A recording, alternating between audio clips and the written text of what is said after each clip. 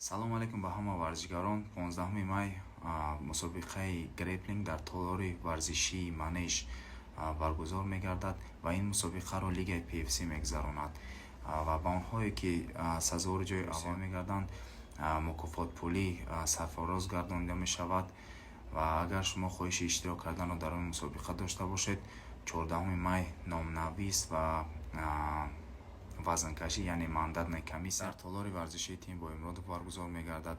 биёед номнависӣ кунед ва 15 май дар манеж мо шуморо интизорем.